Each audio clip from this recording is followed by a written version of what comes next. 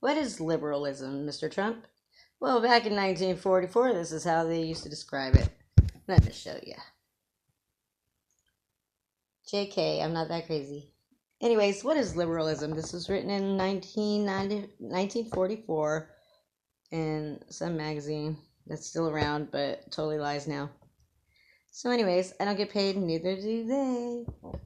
What is liberalism? Mr. Lowski, a socialist, wants it to come out and fight, but its triumph will not be that easy.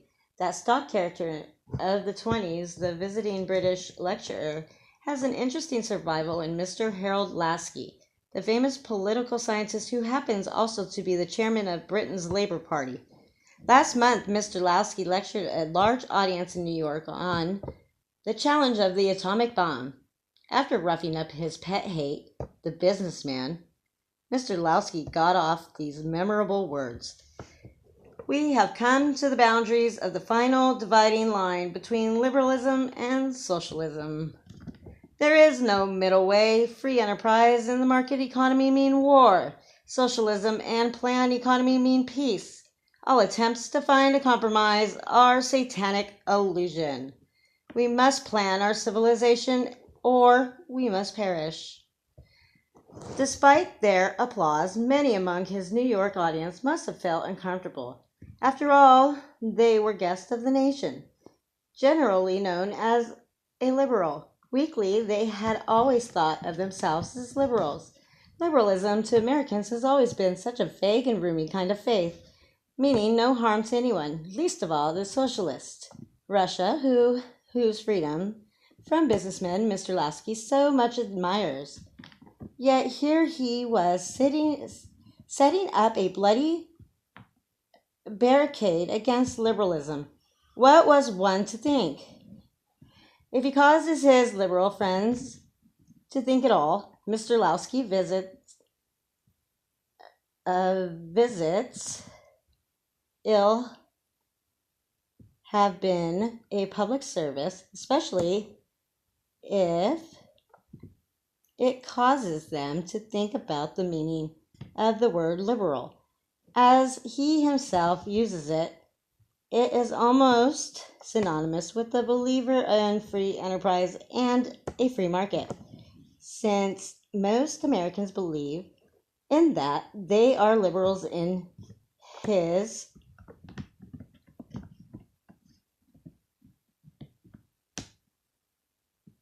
I would guess image. Mr. Lowski, though wholly committed to socialism, served a few years ago that it would come about through orderly balloting, revolution in consent, he called it then. The American reply to that was indeed easy. Whatever England may do, America has not yet reached the age of consent. But now Mr. Lowski is more implaceable, and a gentle answer is not so easy. A believer in freedom enterprise is tempted to accept his challenge to declare war on socialism, as he has declared war on us. That would certainly simplify the problem of definitions and force our liberals, in quotes, to decide which side of the economic argument they are on. Some liberal tenets. Yet liberalism, however Mr. Lowski may define it, actually means a great deal more than an economic system. And because it means more, battle with Mr. Lowski must be refused, at least on his narrowly chosen ground. Seen from a height, liberalism is a very broad river which rose long before Adam Smith.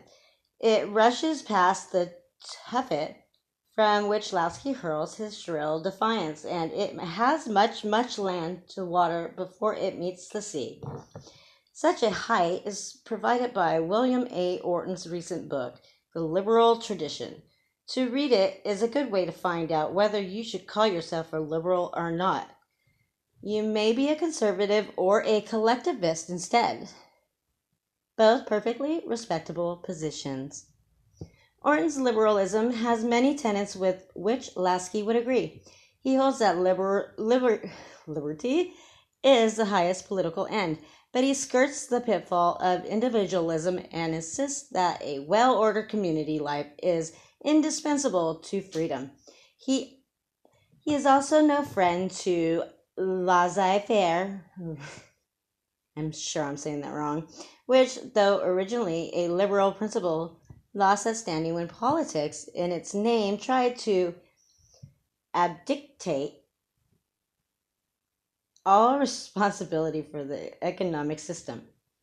But there are at least three tenets of the liberal tradition which socialists either deny or forget. The first is that every government must acknowledge some, in quotes, law behind the law, end quote.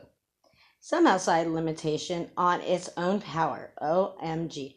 There can be no such thing as a good, omnipotent government, whether it claims its authority from force, from God, or from the people. It is principle which the earliest Christians asserted against the Roman Empire and which liberals have been asserting against one or another tyranny ever since. A second principle of liberalism is that good ends never justify dubious means, especially do humanitarian ends not justify restrictions on liberty. The besetting temptation of all democracies is to become, in quotes, welfare states. Americans know this temptation at first hand. Huey Long made a welfare state of Louisiana, says Orton. One has to respect personality very much indeed to reject doing good by force. Liberals do reject it. Will liberals fight? A third principle is an abiding distrust of pure, unaided reason. This may seem paradoxical, for liberalism is, in quotes, the architect of the community, in parentheses, as conservatism is the guardian, in parentheses, and is congenitally friend to experiment change and new theories of government. It is extraordinary how many different political movements, for example, have at one time been exposed by liberals, anti-clericalism, laissez-faire nationalism, Wilsonian, internationalism, positivism, a sort of scientific sociology. So, yes, it stains. Bear with me. Rousseau's mystery, democracy, and whatnot. Rousseau spelled Roussesseau. But the liberal tradition has always remembered, sometimes just in time, that no political system offers a perfect answer. Utopias are not in the liberal tradition. This is because mind can never define the life that is both mind and so much more than mind. When human reason thinks it is the final answer to the social problem, it falls into the sin of pride, like Mr. Lasky. Liberalism, says Orton, is the denial of all absolutes in the realm of a political organization. This humble relativism, this readiness to compromise, is what sometimes irritates men of action about the liberal tradition. It puts them in mind of an English statesman who never deviated from the straight and narrow path between right and wrong. But that is exactly the path the true liberal will not walk. His area of endless compromise is politics, things that are Caesar's. On questions of morals, he will not compromise at all. No man can be a liberal who does not believe that faith and morals are independent of politics, more important than politics, and essential to political liberty. Thus, while the liberal can refuse Mr. Lasky's latest challenge, he must oppose the essential materialism of Lasky's viewpoint without quarter. We must alter the central principle of our civilization, says Mr. Lowski, to plan production for community consumption. From that central principle alone do there flow the ethical values which can renovate and refresh this dying civilization. The basic difference between the Lowski and the liberal lies in those words. The difference is not about the desirability of an age of plenty, nor about the possibility of attaining it. But Lowski seems to think that ethical values will automatically flow from it once attained. The liberal knows that ethical values do not flow from such a central principle any more than they flow from central heating. They flow only from the hearts of men who believe in something greater than any political or economic system. Altruism and high explosives. Nice. During the 20s, when community consumption reached new heights in its country, an American professor named Irving Babbitt, who also in 1924 predicted the atomic bomb, Babbitt, Babbitt, described Western civilizations as a mixture of altruism and high explosives. If anything is amiss with the altruism, he said the results may prove rather serious. But something was, and they will again. Altruism, as the liberal knows, is just another name for the things hell is paved with. When attempts are made to erect it into a social philosophy, the liberal takes alarm.